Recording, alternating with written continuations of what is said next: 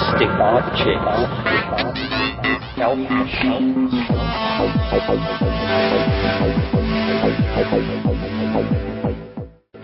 Greetings from Cyberdelic Space. This is Lorenzo, and I'm your host here in the Psychedelic Salon. Even though it's only been about 8 days since my last podcast, it seems like it's been a month. I'm sorry about the delay in getting this week's program out to you, but I just returned from a trip to the East Coast to visit my children and grandchildren, and to tell you the truth, it's a little hard to get back into the swing of things. Particularly when I logged in after being offline for a week and found several hundred emails waiting for me. But more about that after we hear the rest of the Trialogue that we began last week. As you know, I've been podcasting a series of conversations that Terence McKenna, Ralph Abraham, and Rupert Sheldrake held at the Esalen Institute in 1989 and 1990. And today's program is the second half of a tape from that series that was titled Education in the New World Order. And we'll begin where we left off last week when Rupert opened the conversation up to a discussion of a school voucher system. So let's rejoin the merry trialoguers and see where their discussion leads with a topic that has caused a lot of controversy here in the States in the last 10 years or so. And I'll pick up by playing a couple of minutes from the end of the previous podcast with Ralph Abraham speaking. I think that some people have suggested, actually, that the public school system be replaced with a voucher system. This is an active proposal at the moment. This is a Thatcherite idea, too. The point is, this voucher system is part of the current political orthodoxy, so it's very easy to see how it might be realized in a new form. Yeah, well, that's, I think, a question we have to face is besides the envision of the final product, also some idea as to the path that goes from here, point A, to there, point B.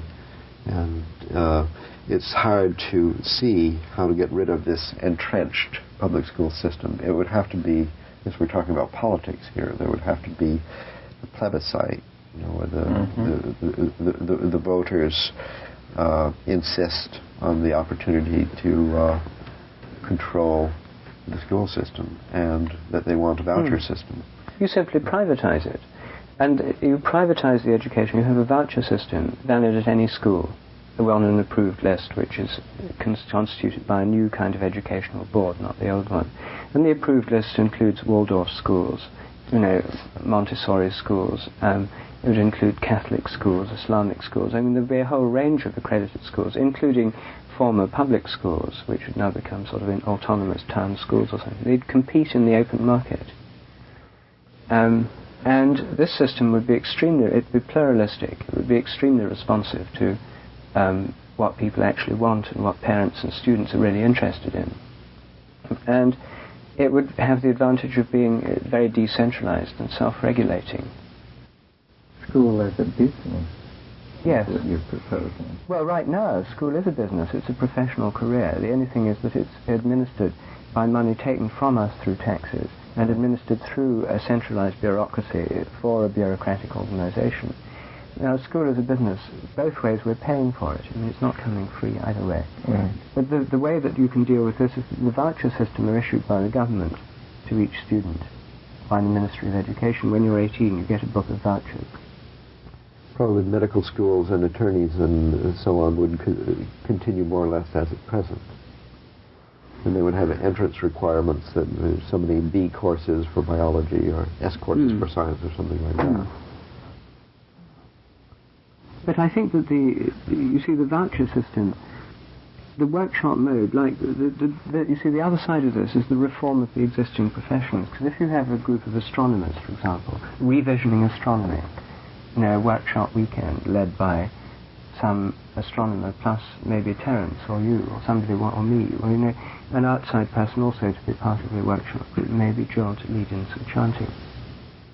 And then you go into what's their original vision of astronomy, what is it that interests them most, what could astronomy be again today?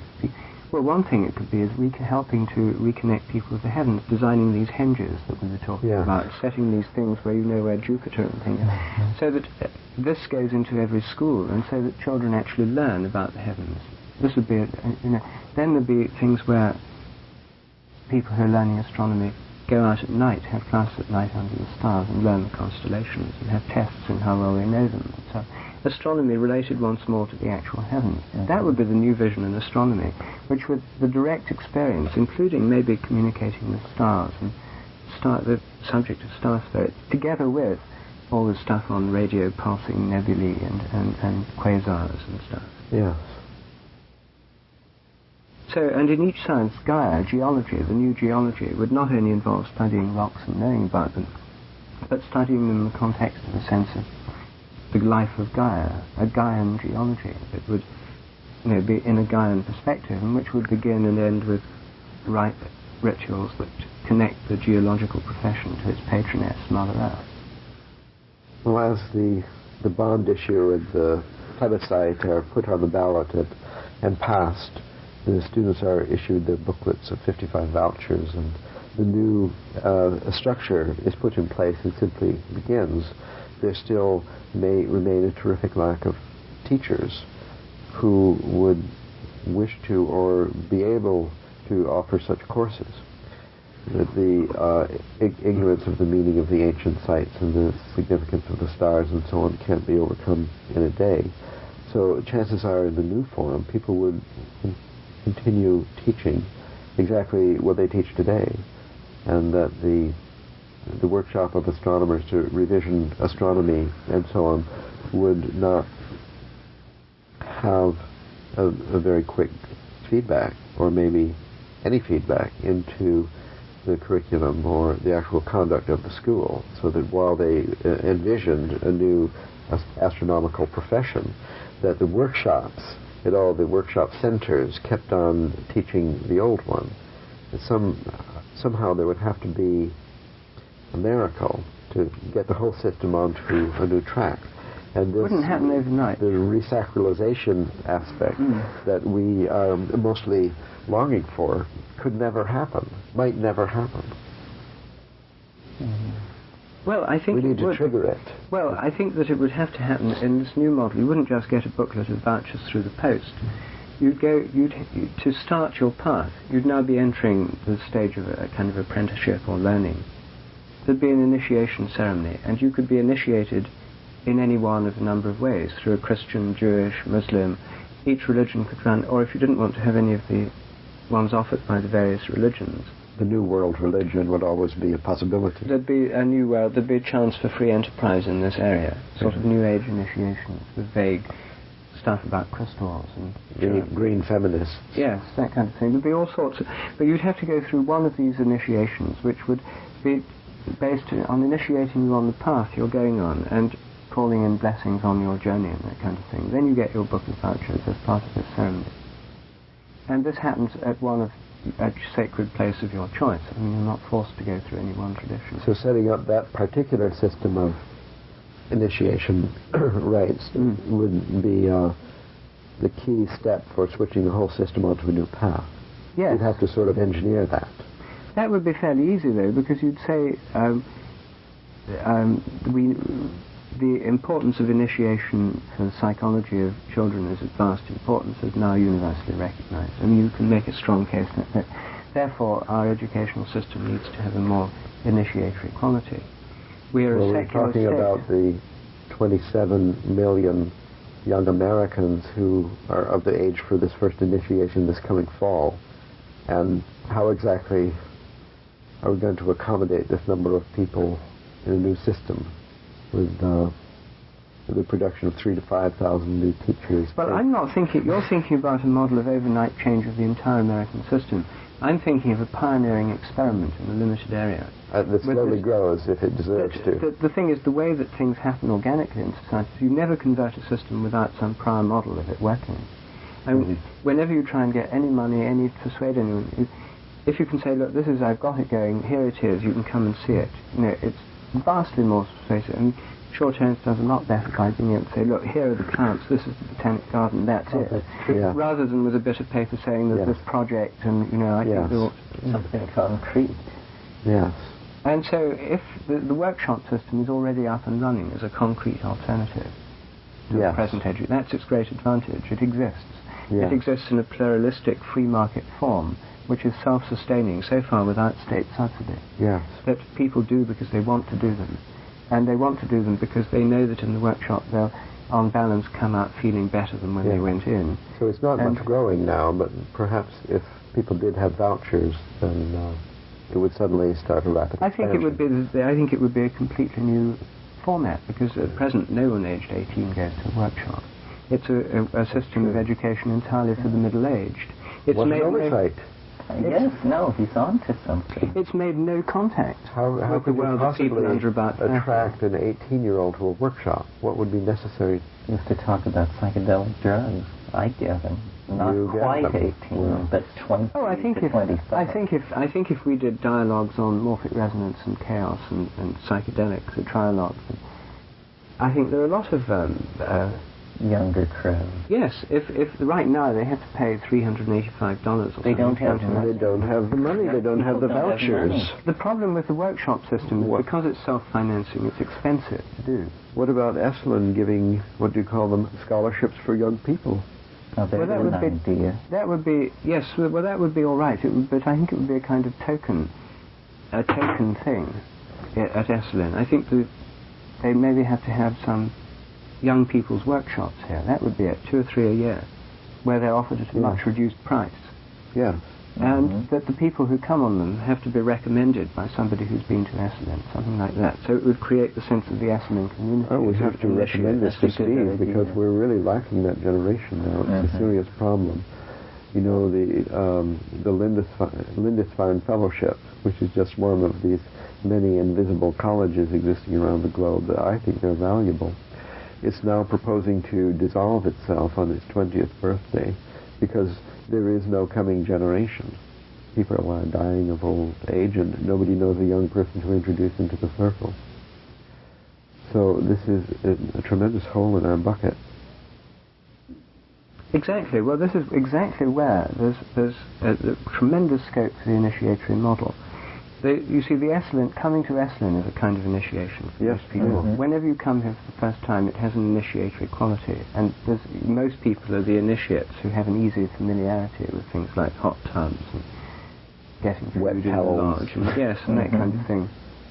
So, if you there's one group of initiates, the teenage workshops, the 18 to 20-year-old workshops that happen at Esalen, which are initiations into kind of Gestalt and the kind of things that happen here, and you talking about EMT and me, and so on, which, to get there you have to be recommended by someone who's been here, and therefore there's a much greater sense of initiation into this world.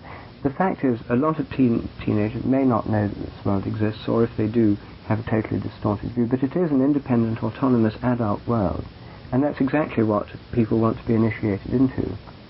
So the sense of a kind of somewhat more mysterious realm of possibility that you didn't know about, this is a real thing. There is a whole world that most people don't know about. I think that's a great idea.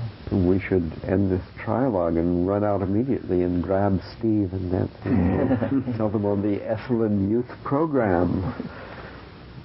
But you see, things like in schools, like the initiatory things you could do here, like I did on my Rebirth of Nature weekend. One of the things everyone did was the tree ceremony, where you go out to the tree and you ask a tree 4 questions on the north, south, east, west side, the tree oracle. Yeah. Well, Jill does this in her workshops, and I found that within 3 hours of talking about, in this kind of context, the reasons for thinking the old worldview is inadequate, the problems of the mechanistic worldview, its temporary nature in relation to resurgent animism, the rising tide of new attitudes, etc., the temporary nature of the mechanistic predominance and so on, then everybody is happy to go and hold a tree and ask it questions and sit down by it. This tree oracle is very effective, it really works. Now that can be done and is being done with kids, because the Ojai Foundation has now started workshops for school teachers to teach them about the kinds of things you can do, chants, fire circles, vision quests, tree ceremonies. Retraining they're now doing this with various schools, and including bringing them onto the land and doing ceremonies with them there. There's 15 schools now involved. So they've actually already got something going along these lines. And so you see this initiatory quality, so that if you're doing botany, then you learn about tree oracles. That's part of it. You have at the beginning of your course a tree oracle quest at the beginning of each term. And you have vision quests of various kinds built through the system. So I think that the Esalen and places which could be centres for these quests, these initiatory journeys, could fulfill an immediately, and I think the age range they should be doing the initiation is not the key one from 12 to 13. I think that's best done through modified summer camps, specially designed. But this could be the initiation into adulthood at 18 or 21. So these 55 workshops, they would begin with adulthood. Is that your idea? Mm-hmm. That the entire elementary and junior and what we call high school, that all that would remain as it is? Well, I think that the model of trying it out with the initiation at 18 into adulthood, all applicants must be 18 or over.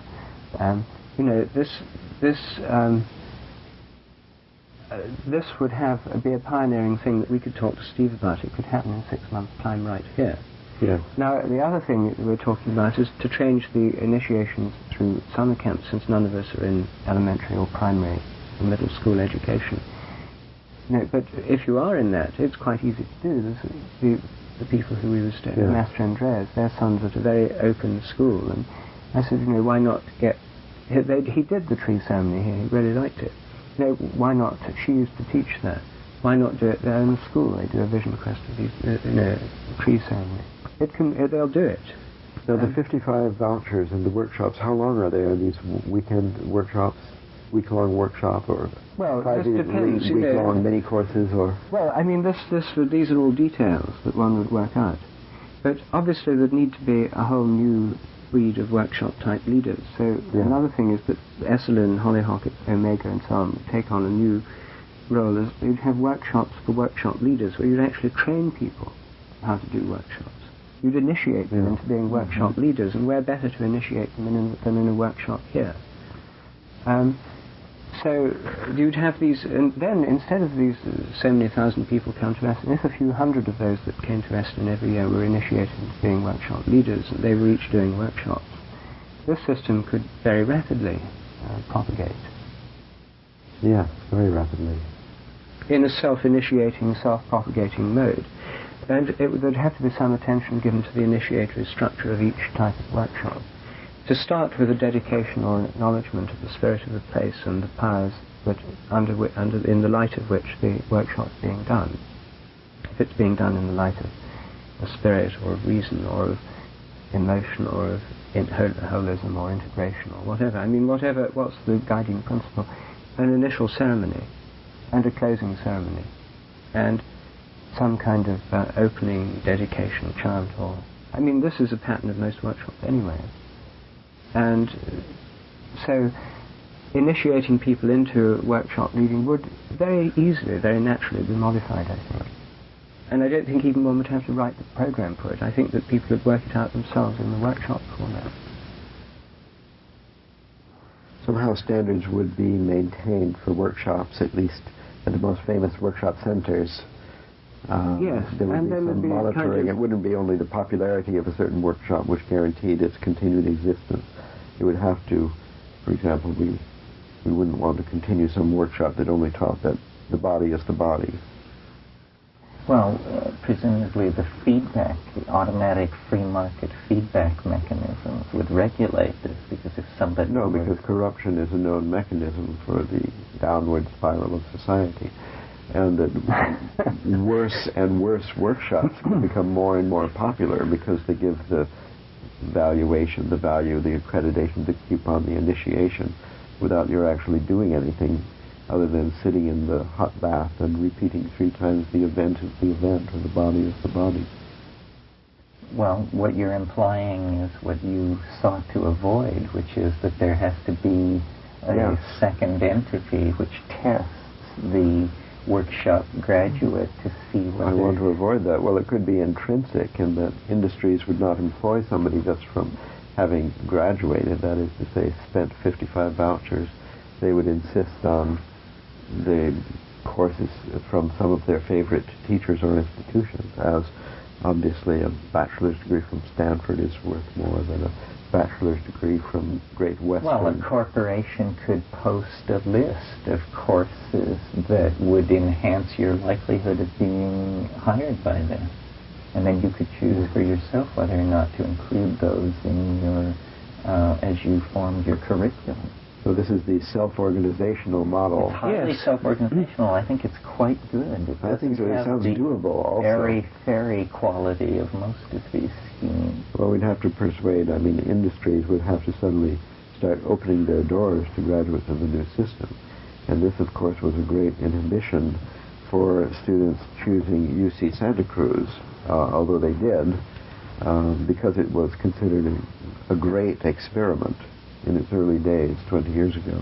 Well, you would have to go to people like Lawrence Rockefeller and Andrew Mellon and people like that to get a group of corporations to commit to accepting and hiring on the alternative. Yes, who are the great railroad magnates of today who have not yet endowed a university. Well, you could go to Apple Computer and for example, to them, or you IBM, could go to some of these hip haberdashers, Esprit and so forth. Well, listen, these are big corporations. Yes. Well, you could start it actually with just a system, a voluntary system right now. You could offer these scholarships where you have to be recommended by an alumnus of one of the existing, Omega or Esalen or something.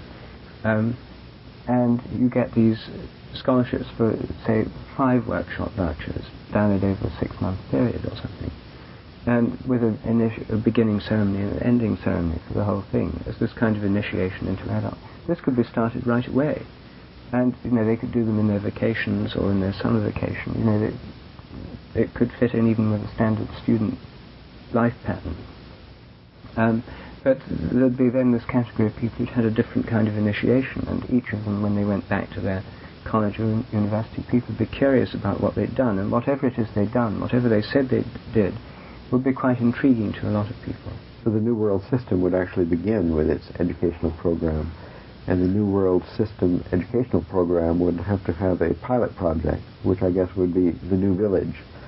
The New Village school system. The Hawaiian Islands. And then so we would have to seek a way to actually begin this pilot project with, I guess it would take one leader, one workshop leader, one ritualist who would make the arrangements for this first initiation, the class of 92, I guess. And then there would be a few people coming of age, maybe children of people we know or something, who would enthusiastically volunteer to be the first, entrance of the class of 92. And then if successful in design, this attractor would then grow. Where we have to begin, probably it would be here at Esalen, because we're here dreaming this up for some reason. Yes, I think it would be called what would it be called? The personal, the growth, no, something like, there'd have to be some kind of certificate you get from this 5-workshop course and beginning and end thing through places like Esalen. Initiative education. Initiative education, or initiative educational. Initiate. You'd be an initiative initiate, and an II for short. And this, when you're applying for a job with the New York Times or with, a bank or something like that, you'd have your degrees, and you'd say, I'm also initiative initiate from. And they'd get to know that people who'd done this kind of thing, if indeed it did do them any good, were much cooler, much better, much more together, much more aware of group dynamics, Sort of like more Kelly girls. And so this would then become something that would be highly attractive to a lot of employers. It would be detractive to others of the more conventional kind, but the kind of people who've been through this course wouldn't want those jobs anyway. Might be possible. All the corporate people who pass through a place like Esalen would feel a subtle pressure to convert their hiring practices to recognize. And to send their children. And to send their children and to hire these kinds of people into their organization. And there'd be the feeling of a real kind of group, or because there is this initiatory quality, a feeling far actually more effective than the usual bonds from college alumnus graduation festivals. I mean, it's much more true. Some colleges could be persuaded to offer transfer credit for a set of 5 workshops in this program. Yes. So 5 workshops would count as one course. It adds up about right. And it'd be like an extension course, or transfer of credit from a course taken in another university. That's right, and that would mean that students from the more from the more liberal-minded, experimental liberal arts colleges and that kind of thing could give students these vouchers, and they could actually have the freedom of in the course of 5 weeks of the summer. Yes, they could take workshops in 5 different workshop Omega, centers or just Hollyhock, Esalen, and get a college credit for it. Yes. I think you should be made Minister of Education. Of the New World Order. The New World Order. The NWO. Yes, well, it's a devious way of achieving the resacralization of the world, assuming always, of course, that corruption doesn't somehow annihilate the system as soon as it started. But I think centering it in a place like this, which has inertia, a track record, a good habit, as it were, would give a good chance for success. I think so. I think if I had the chance of spending a weekend hanging around with my pimply teenage friends at home, or coming to Esalen and doing something that was a threshold of an entirely new world. Meeting some pimply teenagers from far away. Right. Well, I went to a summer camp when I was... of both sexes. Yeah, from age 9 to 13 or something, I went to a summer camp for musical prodigies. And no one went there unless they were interested in music. And anybody who was really interested in music went to this particular camp. It was a great escape from a small town in Vermont, because I went there were a lot of kids from Philadelphia and New York and Miami and so on. And they were very exciting. And mostly we played music together. But such things, specialized camps to learn ballet, sports and so on, they exist. And some of them have track record. They have terrific reputation compared to other ones for the quality of the faculty, also the quality of the students. And such summer, particularly the summer youth program at Esalen, would give it a huge additional scope. And training workshop leaders would give them a bigger choice of workshop leaders in the future, so then they would be creating expansion of their own system, as they don't do now. They have to depend on serendipity to find new workshop leaders. And as the popularity of workshop-type education grew in schools, as people in 16, 17, 18 got into an age group where some of their friends had been on workshops and had come back, obviously changed in some way, and talking about this thing, a kind of secret to which they were not yet privy. The only way they could have this experience was go on one of these workshops and be part of such a group. They'd really want to do it, and a huge new market would open up in the sort of high school age. Yes. Group. We have to get this tape to Steve immediately. With our bill. Well, they may not want to expand Esalen, but if Esalen wanted to expand as a business and take on a whole they're national very interested dimension in all these strategies, and because it's a revolutionary educational concept, it's not simply a strategy for expanding revenue. It's actually a seminal kind of thing. If it took hold, and it seems very sound, because the old method is breaking down. I mean, there is either some substitute off in the future, or we're just looking at a generation in anarchy, largely, in American education. Well, this does seem immediately feasible. This really could swing into action next year, next summer. And it could attract capital, endowments from people who see the value of extending our successful adult educational system downward. But nobody seems to have thought of this. There aren't any summer camps along these lines. There are traditional summer camps which are excellent for everything, for tennis, for organists, and so on, but not for the New World Order. But most of what goes on here could be extended dance. I mean, shamanic rattling, chants before sessions in groups, vision quest, shamanic type, all this stuff is instantly adaptable. In fact, probably chanting, chilled out. So the Ojai Foundation has apparently had a similar fantasy as they declared 2 or 3 years ago that they were going into general education. I think that this is something that they're doing, and I heard about this when we were at Hollyhock, but I'd never seen it in action. Somebody talked about it. John Bloomfield talked about it. About a voucher system? No, about Ojai training school teachers. Who then the teachers can bring some of the groups to the land, and they do vision quests, they do tree ceremonies, they do medicine wheel circles, sweat lodges, all this kind of thing. And I suppose they're private schools that are participating, but the kids love it. It's an incredibly successful program. Formerly, they had to go to Berlin to be able to do this. But now, they can do this right here in the Native American heartland. So I think that there's plenty of scope for starting straight away. And yes, and for competing in systems and different versions, varieties, different flavors of the idea could be instituted in different locations, because there's an infinite market, essentially. And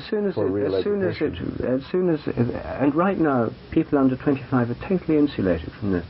When I give talks in Germany, in England, here in America, in the kinds of places I'm usually invited to give them, or conferences, the age range is from 35 to 50. Exactly. When I'm invited to give talks in universities, which in many ways I prefer, not because I like the structure, there's the kind of hierarchical structure, the professor, the lecture theatre, and all that kind of thing.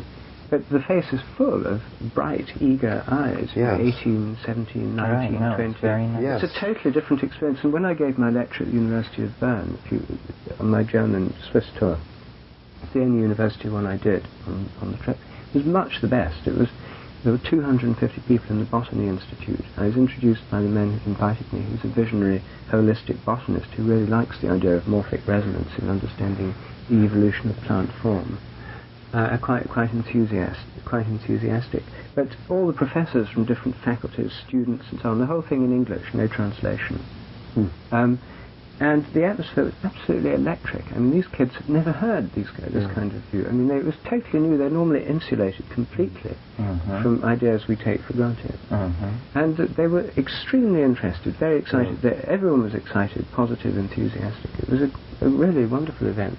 Well, my courses in history of mathematics in Santa Cruz have a very enthusiastic audience, and my feeling is that this is sort of the radical fringe of the student population in Santa Cruz. So there's 10,000 students. I get 50, 60, or 70 of them once a year. But these people are very responsive, and they love the Hermetic arts, magic, astrology, alchemy, and so on. They're seriously excited. They're really turned on by it, and they do great research and study, and they know a lot already because they've been studying in the closet, and this is their first opportunity to come out and see that other people are also interested in this and connect up and have fun and be able to do it together.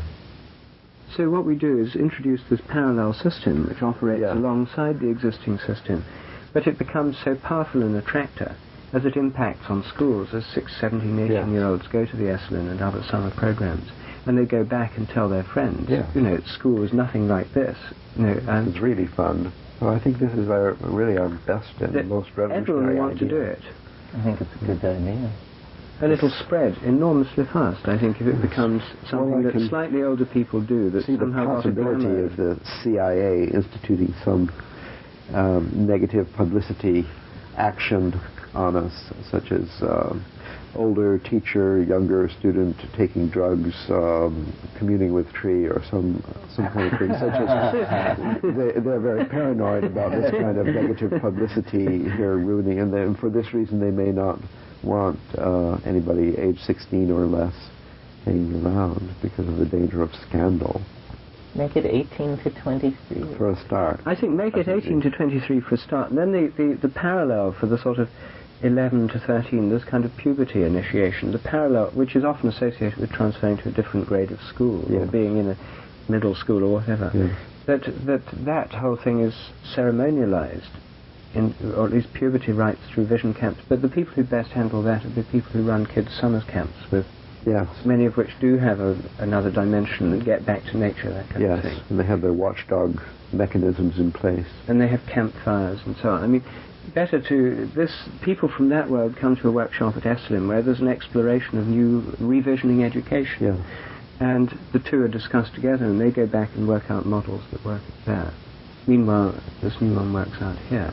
We can handle, the people at Esalen can handle in general this age group, I think. Yes. 18 to Yeah, I think so. Yes. We'll start by the revision of higher education, as they call it, 18 to 23. That's the university age bracket.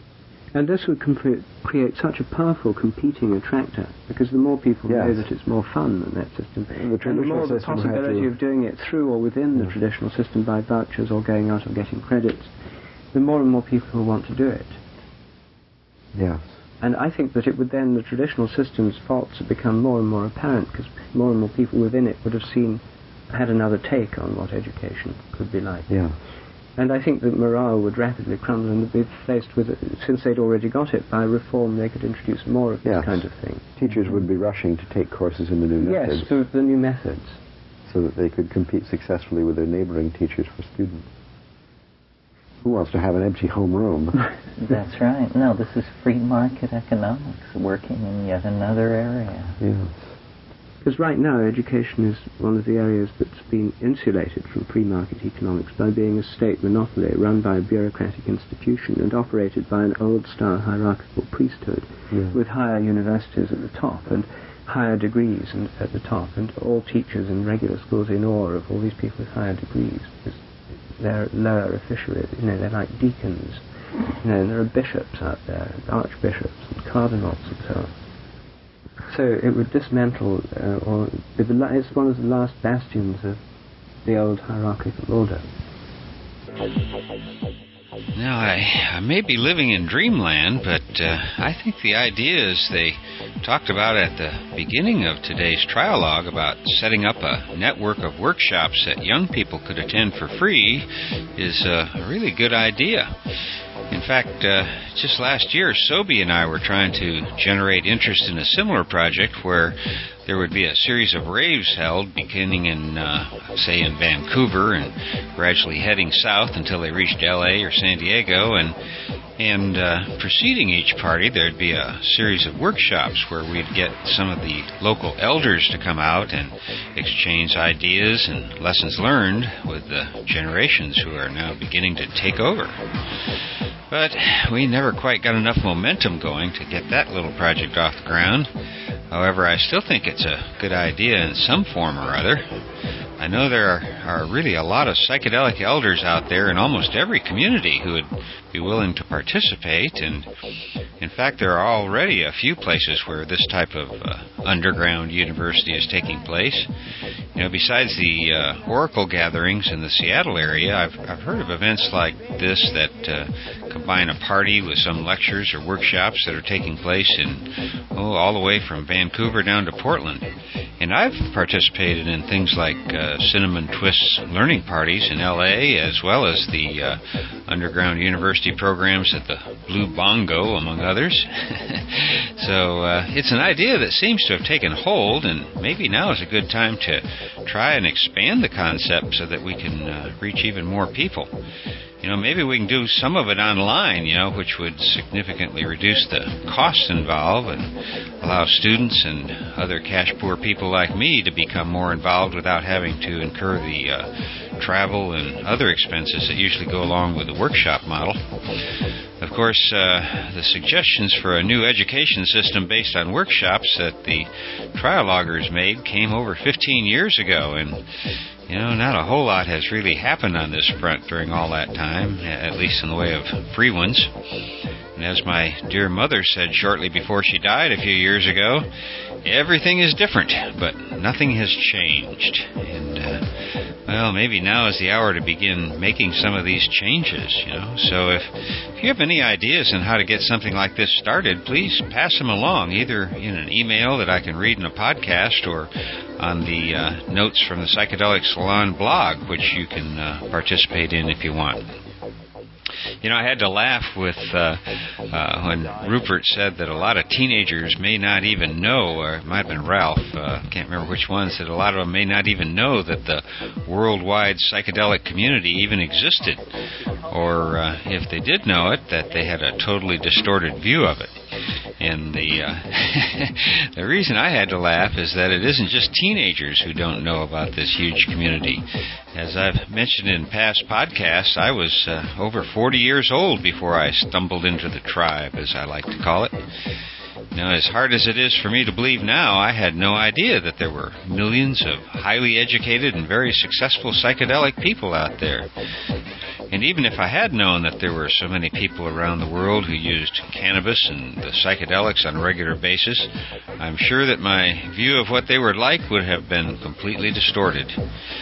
Here is what you really need to know about the psychedelic community. We're everywhere.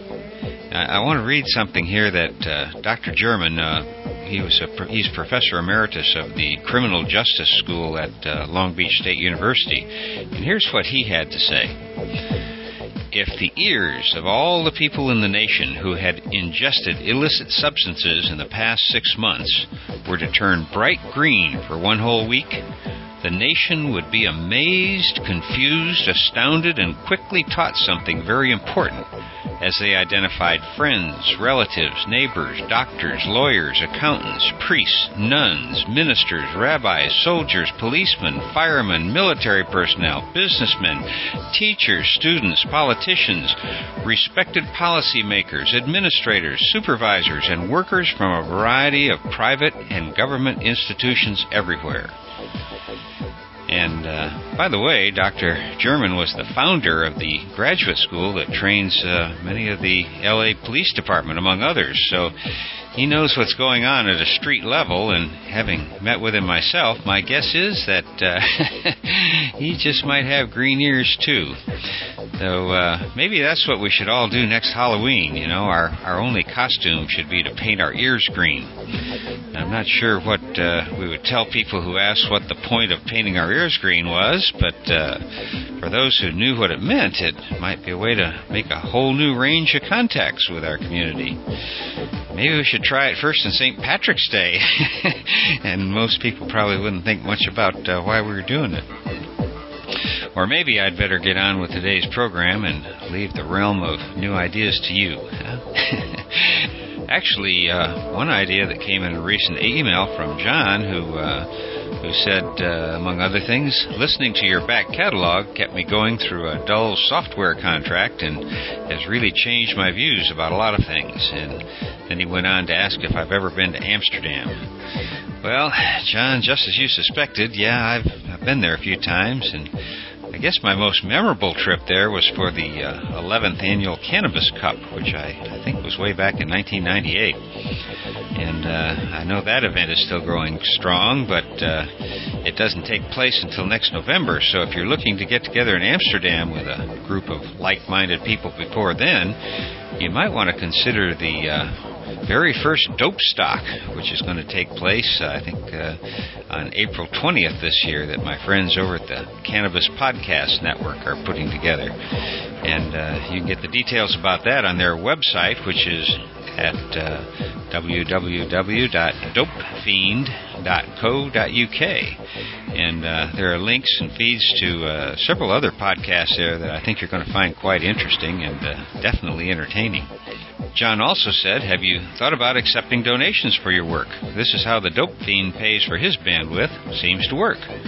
Well, yes, I have been thinking about it, but, I know you've got a lot of options on how to spend your time, and so I don't really want to waste it by sounding like a preacher begging for money all the time. But that said, I do want to take a moment here to thank two of our fellow saloners who went way out of their way and searched through the Matrix Masters website to find the page where I'd kind of hidden a little PayPal donation button. So Jason and William, who I think actually is better known as Bill, I want you to know that I was really touched to find your donations waiting for me when I returned from my recent trip.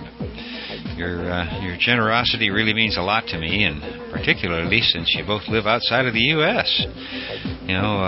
Interestingly, your financial help came the same day as I received a notice from my web hosting company that the large number of downloads of these podcasts was causing them to throttle back access to the site at various times during the day, and that they wanted me to upgrade to my own server.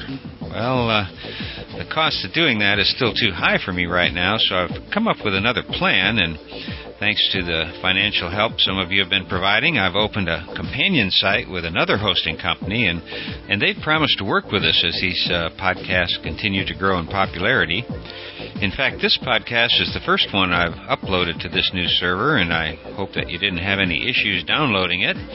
If you did, please let me know, because over the next few months I'm going to migrate all of the old podcast files to this new server, and in the process I'm going to do a little cleanup on the file tags so that these programs will be a little easier to find and to manage in your MP3 players.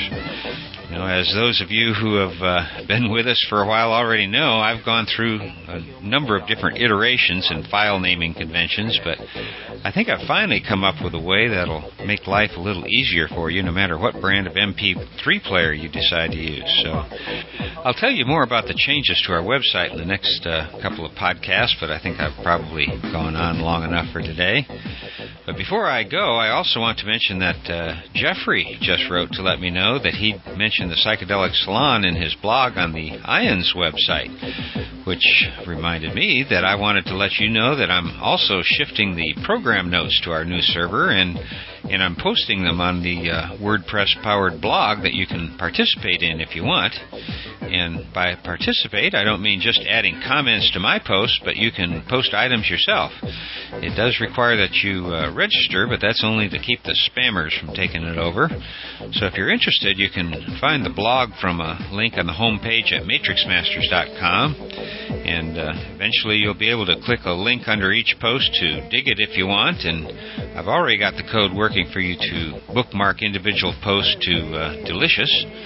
Also, I've got a long way to go before the new site is finished, but with the help from Joseph, Robert, and a few others who have volunteered to help, I think we're eventually going to have a really interesting place to meet online. Which finally brings me to the last point I wanted to make, and that is that if you want to help us build the Psychedelic Salon community, there are things that you can do that don't require making a financial donation, which I realize isn't possible for many of you. And what would be the biggest help right now would be for some of you to go back through some of the older programs, the ones before program number 58, when I started posting the more detailed program notes, and to compile some program notes for them that I could put on the new blog. You know, I think it'd be a great service to our whole community if you did that, and all I'm really looking for is to get the time into the program and then the quote and who's saying it, and it's just in the format I've been doing here lately. And I think it's really is important to get some of these out there, because the search engines will pick them up, and it'll definitely help attract more people to the Psychedelic Salon. So any help like that and any other ways you can help to spread the word about these podcasts will be most appreciated. Well, before I go, I should mention that this and all of the podcasts from the Psychedelic Salon are protected under the Creative Commons Attribution Non-Commercial Share-alike 2.5 license. And if you have any questions about that, you can click on the link at the bottom of the Psychedelic Salon webpage, which you can find at matrixmasters.com/podcasts. If you still have questions, you can send them to me at it's lorenzo@matrixmasters.com. And thanks again to Ralph Abraham and Bruce Damer for preserving and digitizing these wonderful trialogues. And, of course, thanks again to Shetel Hayuk for letting us use your music here in the salon. And for now, this is Lorenzo, signing off from Cyberdelic Space. Be well, my friends.